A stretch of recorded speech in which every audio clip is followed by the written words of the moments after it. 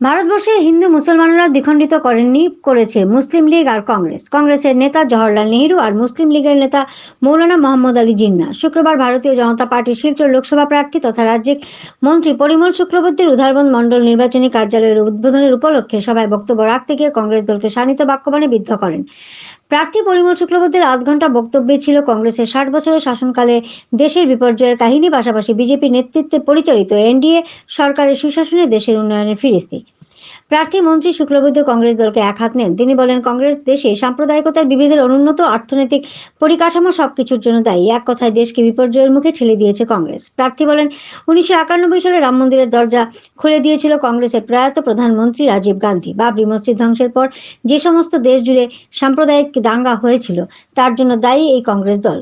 কই রামলালার প্রতিষ্ঠা হলো, কোথাও তো শান্তি বিঘ্নিত হলো না। তিনি রাজ্যে মিত্র জোটের শরিক অগপদল প্রসঙ্গে বলেন, অগপদলের সৃষ্টি আশু থেকেই। সেই আশুর আন্দোলনকে সমর্থন করেছিলেন প্রয়াত অটল বিহারী বাজপেয়ী। প্রার্থী বলেন, নেলি গহরপুরের হত্যার জন্য দায়ী সেই সময়ের কংগ্রেস সরকার। উপস্থিত অগপদলের কর্মকর্তাদের উদ্দেশ্য করে বলেন, আপনারা আঞ্চলিক দল রাজ্যের উন্নতি নিয়ে চিন্তা করেন, আর আমরা দেশকে নিয়ে চিন্তা করি।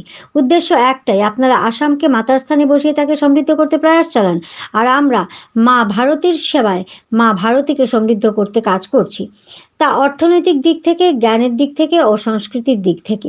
মন্ত্রী শুক্লবৈদ্য শাহ বলেন, আমাদের যুদ্ধ হিন্দু মুসলমানদের মধ্যে নয়, আমাদের যুদ্ধ ন্যায় ও আদর্শের। 2047 সালে ভারতবর্ষকে বিশ্বের 1 নম্বর স্থানে নিয়ে যাওয়ার জন্য মোদিজির যে স্বপ্ন, সেই স্বপ্নকে সাকার করতে সবাই পদ্ম ফুলে ভোট দিন। প্রাসঙ্গিক বক্তব্য রাখেন বিধায়ক মিহির কান্তি সোম।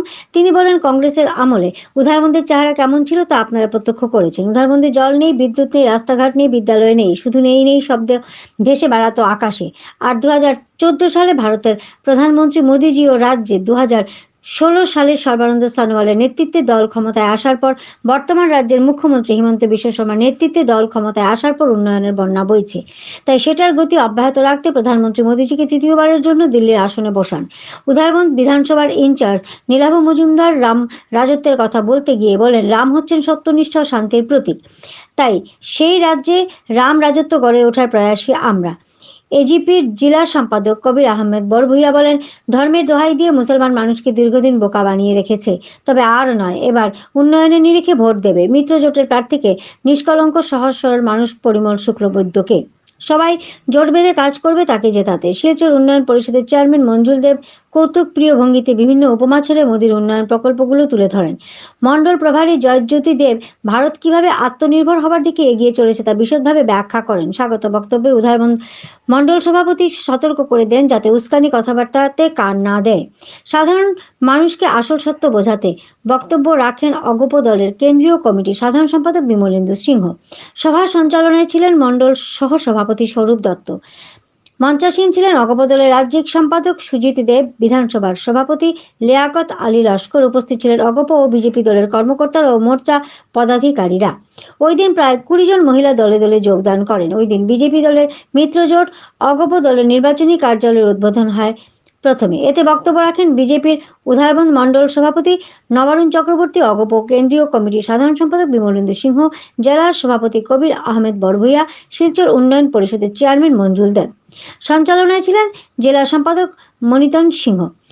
সৌরভ দেব অগপ দলের যুব পরিষদের সভাপতি, রাজীব সিনহা কেন্দ্রীয় কমিটির সদস্য, সুজিত দেব রাজ্য কমিটির সম্পাদক, জেলা সম্পাদক সুজিত শর্মা, মণ্ডল সাধারণ সম্পাদক রথীন্দ্র দেব, বিধান পরিষদের যুব পরিষদের সম্পাদক অমিত এন্দ, বিধানসভা ভিত্তিক কমিটির সম্পাদক নেপাল সিংহ। উধারবন্দ থেকে সাংবাদিক নিহারকান্তি রায়ের রিপোর্ট, এনি 24 চ্যানেল থেকে ভয়েসে বর্ণালী মিশ্র।